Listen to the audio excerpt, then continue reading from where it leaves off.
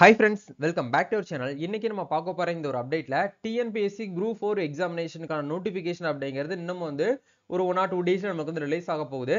அப்படி இருக்கக்கூடிய தருணத்துல எந்த வயது வரை இருக்கக்கூடியவங்க இந்த TNPSC Group 4 எக்ஸாமினேஷன் வந்து அட்டெண்ட் பண்ணலாம் அப்படின்னு சொல்லிட்டு நிறைய பேருக்கு நிறைய குழப்பங்கள் வந்து வந்துட்டு இருக்குது. உங்களுடைய குழப்பங்களை வந்து சால்வ் பண்றதுக்காக இந்த வீடியோவை உங்களுக்கு வந்து டெடிகேட்டடா ஷேர் பண்ணியிருக்கேன். ஏஜ் லிமிட் என்ன, ஏஜ் ரிலாக்ஸேஷன் வந்து என்ன, ஒரு சில பீப்புளுக்கு மட்டும் வந்து ஏஜ் லிமிட் அப்படிங்கிறது வந்து கிடையாது. அதாவது வந்து உங்களுக்கு மேக்ஸிமம் ஏஜ் லிமிட்டே வந்து கிடையாது. நீங்க 59 வயசு வரைக்கும் வந்து கூட நீங்க என்ன பண்ணலாம், டிஎன்பிஎஸ்சி குரூப் 4 எக்ஸாமினேஷன் கூட நீங்க வந்து ரைட் பண்ணிக்கிற முடியும். அது யாருக்கெல்லாம் வந்து சூட்டபிள் ஆகும், அது எப்படி நம்ம வந்து தெரிந்துக்கிறது அப்படிங்கிறத பத்தி இந்த வீடியோல வந்து பார்க்க போறாங்க. இந்த வீடியோ கண்டிப்பா உங்களுக்கு ரொம்பவே வந்து ஹெல்ப்ஃபுல்லா இருக்கும்னு நினைக்கிறேன். இந்த வீடியோ பிடிச்சிருக்கனால லைக் பண்ணுங்க. கண்டிப்பா லைக் பண்ணிட்டு வீடியோ வந்து கடைசி வரைக்கும் பாருங்க.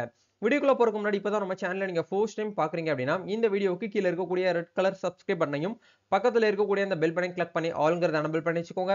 நம்ம சேனல்ல இருந்து போஸ்ட் பண்ணக்கூடிய ஒவ்வொரு லேட்டஸ்ட் அப்டேட்ஸும் ஈஸியா நீங்க மிஸ் பண்ணாம பார்த்து தெரிஞ்சுக்க முடியும். சரி வாங்க இப்ப நம்ம டைரக்டா வீடியோக்குள்ள போகலாம். ஓகே, ஆக்சுவலா வந்து டிஎன்பிஎஸ்சி குரூப் 4 நோட்டிபிகேஷன்லயே வந்து உங்களுக்கு தெளிவா வந்து மென்ஷன் பண்ணிருப்பாங்க. ஆக்சுவலா வந்து உங்களோட ஏஜ் லிமிட் வந்து என்னவா இருக்கணும் அப்படிங்கறத பார்க்கலாம். நீங்க நல்லா கவனிக்கணும். நீங்க வந்து ஓசி கேட்டகரி ஜெனரல் கேட்டகரியில வரீங்க அப்படின்னா உங்களோட ஏஜ் அப்படிங்கிறது 18 வயசு, மினிமம் 18 வயசை பூர்த்தி அடைஞ்சிட்டு 32 வயசுக்கு கம்மியா இருக்கிற மாதிரி பார்த்துக்கோங்க. 32 வயசுக்கு மேல போச்சு அப்படின்னா நீங்க எலிஜிபிள் வந்து கிடையாது. இது யாருக்கு அப்படின்னா ஓப்பன் கேண்டிடேட்ஸ், ஜெனரல் கேண்டிடேட்ஸ் இருக்காங்கல்ல அவங்க. நீங்க அதர் ஸ்டேட்ல இருந்து நம்ம தமிழ்நாட்டுல டிஎன்பிஎஸ்சி எக்ஸாம் வந்து நீங்க எழுத வரீங்க அப்படின்னா கண்டிப்பா உங்களெல்லாம் ஓப்பன் கேட்டகரியில தான் வந்து கன்சிடர் பண்ணுவாங்க. முடிஞ்ச வரைக்கும் 18ல இருந்து 32க்குள்ள இருக்கிற மாதிரி பார்த்துக்கோங்க. அது எந்த டேட்ல அப்படின்னா 1/7/2025. இது போன வருஷம் நோட்டிபிகேஷனால 2024 இருக்கு. இந்த வருஷம் நோட்டிபிகேஷன் 2025ன்னு கொடுத்திருப்பாங்க. சரிங்களா? ஜூலை 1ஆம் தேதியில இருந்து உங்களோட ஏஜ் வந்து 18 வயசுல இருந்து 32க்குள்ள வந்து இருக்கிற மாதிரி பார்த்துக்கணும். இது வந்து பாத்தீங்கன்னா ஓப்பன் கேண்டிடேட்ஸ். அதே இது வந்து பாத்தீங்க அப்படின்னா நீங்க விவோ, அதாவது விவோ forest guard with driving licence, forest வாட்சர்லயே வந்து பாத்தீங்கன்னா ட்ரைபல் யூத் இந்த ரோலுக்கு எல்லாமே வந்து பாத்தீங்க அப்படின்னா உங்களோட ஏஜ் லிமிட் அப்படிங்கிறது 21ல இருந்து 32க்குள்ள வந்து இருக்கணும் அப்படிங்கறத நீங்க வந்து பார்க்கணும். சரிங்களா? மீதி இருக்கக்கூடிய ரோலுக்கு வந்து 18 வயசுல இருந்து ஸ்டார்ட் ஆனாலே போதுமானது. பட் இந்த விவோக்கு எல்லாமே வந்து 21 வயசுல இருந்து நீங்க வந்து என்ன பண்ணணும்னா மினிமம் 21 வயசுல இருந்து மேக்ஸிமம் வந்து 32க்குள்ள வந்து இருக்கணும். 1/7/2025 இந்த டேட் படி. சரிங்களா? இந்த டேட் பிரகாரம் நீங்க வந்து செக் பண்ணிக்கோங்க. இப்போ நம்ம மேல பார்த்தது எல்லாமே வந்து பாத்தீங்க அப்படின்னா ஓப்பன் கேண்டிடேட்ஸ், அதாவது ஜெனரல்ல வர்றீங்க இல்லையா அவங்க எல்லாருக்குமே இந்த ஒரு கான்செப்ட் வந்து பொருந்தும். அப்படியே கீழே வந்து ஸ்க்ரோல் டவுன் பண்ணிட்டு வந்தீங்க அப்படின்னா நம்ம மீதி இருக்கக்கூடியவங்களுக்கு வந்து கொடுத்துருக்காங்க பாருங்க. அதாவது விஓ கொடுத்துருக்காங்க பாருங்க. வில்லேஜ் அட்மினிஸ்ட்ரேட்டிவ் ஆஃபீஸருக்கு வந்து மேக்ஸிமம் வந்து 42 வயசு வரைக்கும் வந்து நீங்க வந்து எக்ஸாம் வந்து அட்டன் பண்ணிக்கலாம். இது யாருக்கு அப்படின்னா எஸ்சி, எஸ்சிஏ, எஸ்டி இவங்க பிளஸ் வந்து பாத்தீங்கன்னா டிஸ்ட்ரிபியூட் விடோஸ் ஆஃப் ஆல் கம்யூனிட்டிஸ். நீங்க எந்த கம்யூனிட்டியா இருந்தாலும் பரவாயில்ல, டிஸ்ட்ரிபியூட் விடோ கேட்டகரியில வரீங்க அப்படின்னா 42 வயசு வரைக்கும் நீங்க வந்து எக்ஸாமினேஷன் வந்து அட்டன் பண்ணிக்கலாம். இது யாருக்கு அப்படின்னா நீங்க மினிமம் நீங்க உங்களுடைய கல்வி தகுதி அப்படிங்கிறது வந்து 10வது மட்டும் தான் நீங்க வந்து படிச்சிருக்கீங்க அப்படின்னால் மட்டும் தான் உங்களுக்கு வந்து இந்த 42 அப்படிங்கறத கொடுத்திருக்காங்க. அதே மாதிரி எம்பிசி, டிஎன்சி, பிசி, பிசிஎம் இந்த கேட்டகரியில நீங்க வரீங்க அப்படின்னா உங்களுடைய ஏஜ் லிமிட் அப்படிங்கிறது 42. சரிங்களா? நீங்க வந்து 10வது மட்டும் படிச்சிருக்கீங்கன்னா மட்டும்தான் உங்களுக்கு இந்த கான்செப்ட். இல்ல ப்ரோ நாங்கெல்லாம் வந்து பாத்தீங்கன்னா 12th முடிச்சிருக்கோம், 10வதுக்கு மேல வந்து 12th முடிச்சிருக்கோம், டிப்ளமோ முடிச்சிருக்கோம், டிகிரிஸ் முடிச்சிருக்கோம், மாஸ்டர் டிகிரி முடிச்சிருக்கோம் அப்படின்னா உங்களுக்கு என்ன தேவையில்லை அப்படின்னா இந்த ஏஜ் லிமிட் அப்படிங்கிறது எதுவுமே உங்களுக்கு வந்து தேவையில்லை. இதை நீங்க பார்க்கணுங்கிற அவசியம் கிடையாது. திரும்பவும் சொல்றேன், நீங்க 10வது மட்டும் தான் படிச்சிருக்கீங்க அப்படினால் மட்டும் தான் 42 ஏஜ். மீதி இருக்கக்கூடிய டைபிஸ்டிக் எல்லாமே வந்து 37 வந்து எஸ்சி எஸ்டிக்கு வந்து கொடுத்துருப்பாங்க. மீதி இருக்கக்கூடியவங்களுக்கு வந்து 34 பிசி, எம்பிசி, டிஎன்சிக்கு வந்து கொடுத்துருப்பாங்க. நீங்க 10வதுக்கு மேல நீங்க என்ன படிச்சிருந்தாலும் நீங்க 59 வயசு வரைக்கும் நீங்க என்ன பண்ணலாம்னா டிஎன்பிஎஸ்சி குரூப் 4 எக்ஸாம் வந்து நீங்க வந்து ரைட் பண்ண முடியும்.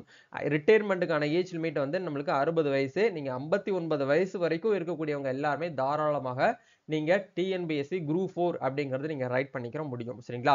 இது வந்து குரூப் 4க்கு மட்டும் தான் சொல்றேன். ஏன்னா டிகிரி படிச்சவங்க எல்லாமே வந்து பாத்தீங்கன்னா ஏஜ் லிமிட்லாம் வந்து தாண்டிடும் அப்படிங்கறதுனால டிகிரி அந்த குரூப் 1, குரூப் 2, குரூப் 2 ஏக்கலாமே வந்து மேக்ஸிமம் ஏஜ் லிமிட் அப்படிங்கிறது வந்து கிடையாது. அதெல்லாம் டிகிரி ஹோல்டருக்கு உண்டான எக்ஸாமினேஷன் அப்படிங்கறதுனால அந்த கான்செப்ட் கொடுத்திருப்பாங்க. பட் டிஎன்பிஎஸ்சி குரூப் 4க்கு மட்டும் 10th லெவல் குவாலிஃபிகேஷன் இதுலயுமே வந்து டிகிரி லெவல் குவாலிஃபிகேஷன் இருக்குது. அது வந்து தனியான போஸ்டிங் ஒரு 8 போஸ்டிங் மட்டும் கொடுத்திருப்பாங்க. ப்ரீவியஸ் வீடியோஸ் செக் பண்ணி பாத்தீங்க அப்படின்னா டிஎன்பிஎஸ்சி குரூப் குரூப் 4 பத்தின அப்டேட் ஓரளவுக்கு உங்களால வந்து பார்த்தீங்கன்னா ஈஸியா வந்து அனலைஸ் பண்ணிக்க முடியும். சரிங்களா? அப்போ நம்ம நல்லா வந்து கவனிக்க வேண்டிய விஷயம் என்ன அப்படின்னா, இந்த இடத்துல குடுத்திருக்காங்க.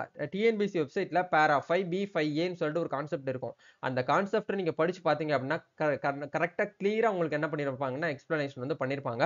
நீங்க அப்ளை பண்றதுக்கு முன்னாடி அன்னெக்ஸர் 2 நீங்க வந்து நீங்க படிச்சு பார்த்தால் மட்டுமே உங்களுக்கு வந்து புரியும் அப்படிங்கிறத சொல்லியிருப்பாங்க. சரிங்களா? அதாவது நிர்ணயித்த கல்வி தகுதிய தாண்டி நீங்க வந்து என்ன பண்ணியிருக்கீங்க, 12தோ இல்ல டிகிரியோ பண்ணியிருக்கீங்கன்னா, உங்களுக்கு மேக்ஸிமம் ஏஜ் லிமிட் அப்படிங்கிறது வந்து கிடையாது.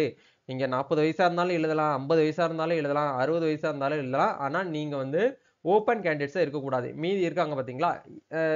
பிசி, எம்பிசி, டிஎன்சி அதே மாரி எஸ்சி, எஸ்டி மீதி இருக்கக்கூடிய டிஸ்ட்ரிபியூட் விடோ இவங்க எல்லாருமே வந்து பார்த்தீங்கன்னா, மேக்ஸிமம் ஏஜ் லிமிட் வந்து கிடையாது. 10க்கு மேல நீங்க என்ன படிச்சிருந்தாலும். இல்ல ப்ரோ நாங்க கரெக்ட்டா 10த் மட்டும் தான் படிச்சிருக்கேன். 10த் மார்க் ஷீட் மட்டும் தான் என் கையில இருக்கு அப்படிங்கிற பட்சத்துல, கண்டிப்பா நீங்க என்ன பண்ணணும் அப்படின்னா, இந்த ஒரு விஷயத்த நீங்க வந்து ஃபாலோ பண்ணணும். விவோக்கு வந்து 42 வயசு வரைக்கும் அப்ளை பண்ணலாம். எம்பிசி, டிஎன்சிக்கும் வந்து 42 வயசு வரைக்கும் குடுத்துருக்காங்க. அதே மாரி டைப்பிஸ்ட்டே வந்து பார்த்தீங்கன்னா, ஏகப்பட்ட ரோல் வந்து இருக்கும். அது ஸ்டெனோ டைப்பிஸ்ட்டுக்குன்னு சொல்லிட்டு தனித்தனியா இருக்கும். பில் கலெக்டர்ஸ்க்கு இருக்கும். இந்த மாரி ஒவ்வொரு இதுக்கும் நமக்கு வந்து 37, 34ன்னு சொல்லிட்டு நமக்கு வந்து குடுத்துருப்பாங்க. இப்போ உங்களுக்கு தெளிவா, கிளியரா வந்து புரிஞ்சிருக்கும்னு நெனைக்கிறேன். கண்டிப்பா இந்த ஒரு வீடியோ உங்களோட ஃப்ரெண்ட்ஸ் சர்க்கிள்ல இருக்கக்கூடியவங்க எல்லாருக்குமே வந்து ஷேர் பண்ணி விடுங்க. நம்ம நெக்ஸ்ட் ஒரு அப்டேட்ல மீட் பண்ணுவோம். நோட்டிஃபிகேஷன் டிஎன்பிஎஸ்சி குரூப் 4 நோட்டிஃபிகேஷன் வந்த உடனே நம்ம சேனல்ல கண்டிப்பா அத பத்தின அப்டேட் வந்து வீடியோவா ஷேர் பண்ணுவோம். அத முழுமையா நீங்க செக் பண்ணிட்டு எப்படி வந்து அப்ளை பண்றது அப்படிங்கிற பத்தியும் வீடியோ போடுவோம். நீங்க முடிஞ்ச வரைக்கும் வெயிட் பண்ணிக்கோங்க. நீங்க ரெகுலரா பிரிப்பேர் பண்றத மட்டும் என்னைக்குமே வந்து கைவிடாதீங்க. பிரிப்பேர் பண்ணிக்கிட்டே இருங்க. நோட்டிஃபிகேஷன் வரும்போது நம்ம வந்து அத பத்தின அப்டேட் வந்து நம்ம வந்து தெரிஞ்சுக்கலாம். சரிங்களா? கண்டிப்பா இந்த ஒரு வீடியோ உங்களுக்கு ரொம்பவே வந்து ஹெல்ப்ஃபுல்லா இருக்கும்னு நெனைக்கிறேன். இந்த வீடியோ பிடிச்சிருந்தா லைக் பண்ணுங்க, ஷேர் பண்ணுங்க, கமெண்ட் பண்ணுங்க. டிஎன்பிஎஸ்சி அப்டேட்லாம் நீங்க ரெகுலரா செக் பண்ணணும் அப்படின்னு நினைச்சீங்கன்னா, நம்ம இன்ஸ்டா ப்ரொஃபைல்ல இருந்து ஃபாலோ பண்ணிக்கோங்க. அதுல ஒவ்வொரு அப்டேட்டும் நம்ம வந்து ஷேர் பண்ணிட்டு இருப்போம். ஈஸியா உங்களால செக் பண்ணிக்கிற முடியும். நம்ம நெக்ஸ்ட் ஒரு அப்டேட்ல மீட் பண்ணுவோம். Thank you.